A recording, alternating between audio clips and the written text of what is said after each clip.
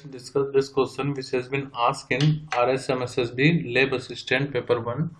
A rod of length L and uniformly distributed mass per unit length. M क्या है यहाँ पर ध्यान रखना, mm mass per unit length. Undergoes rotation motion about a perpendicular axis passing through its midpoint. तो ये मान लेते हैं रोड है और यहाँ से सेंटर ऑफ मास से एक परपेंडिकुलर एक्सिस है. If the angular speed of the rod changes from 0 to omega in t second, तो बताने की अप्लाइड टॉर्क कितना होगा. तो टॉर्क एक्चुअली होता है rate of change of angular momentum यानी कि डी एल अपॉन में डी टी.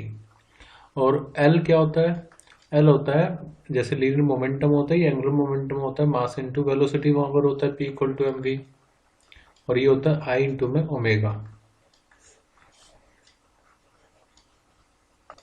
तो अगर मैं टॉर्क यहाँ पर लिखूँ तो torque equal to d upon में डी टी, एल की जगह पर हम आई लिखेंगे और यहाँ पर आएगा ओमेगा. आई तो कांस्टेंट होगा तो ये आ जाएगा डी ओमेगा अपॉन में डी टी. तो टॉर्क इक्वल टू कितना आ गया, आई इंटू में अल्फा. जैसे आपने पढ़ा होगा force equal to mass into acceleration होता है, ऐसे ही रोटेशन मैकेनिक्स में टॉर्क इक्वल टू होता है मोमेंट ऑफ इनर्शिया इंटू में अल्फा क्या है, एंगुलर एक्सीलरेशन. अब आपने फॉर्मूला पढ़ा होगा v equal to u plus a T.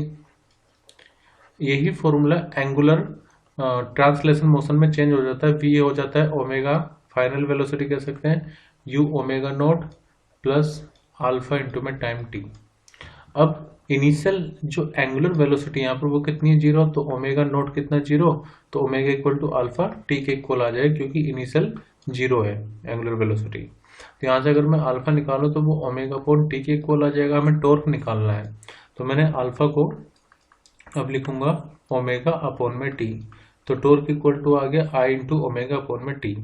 अब आपको पता होना चाहिए कि जो भी रोड होती है अगर उसका टोटल लेंथ है एल और इसका टोटल मास है कैपिटल एम, तो उसकी जो मोमेंट ऑफ इनर्शिया होगा about the axis which is passing through the centre.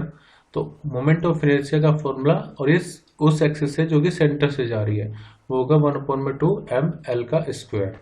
तो यहीं पर मैं आई की वैल्यू लिख लेता हूँ, मोमेंट ऑफ इनर्शिया कितना हो जाएगा 1/2 M L square omega upon में टी.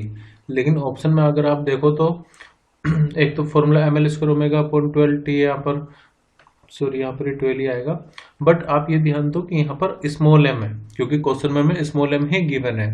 एक्चुअली में हो गया क्या कि जो स्मॉल एम है वो है मास पर यूनिट लेंथ यानी कि total mass of the rod upon में उसकी टोटल लेंथ. तो मुझे कैपिटल एम को स्मॉल एम में चेंज करना होगा जिसके लिए मैं लिख सकता हूँ M equal to small M into में एल. एक्चुअली मास डेंसिटी है तो ये मास डेंसिटी के टर्म में हमें ऑप्शन गिवन है. तो टॉर्क इक्वल टू कितना हो जाएगा 1/12. कैपिटल एम की जगह पर आप लिखेंगे एम इंटू एल का स्क्वायर ओमेगा अपॉन में टी. तो ये आएगा 1/12 एम एल की क्यूब होएगा और यहाँ पर आएगा ओमेगा, यानी कि जो करेक्ट आंसर होगा वो होगा 1/12 एम एल की क्यूब ओमेगा अपॉन में टी. तो करेक्ट आंसर होगा ऑप्शन 2 एम एल की क्यूब ओमेगा अपॉन में 12 टी.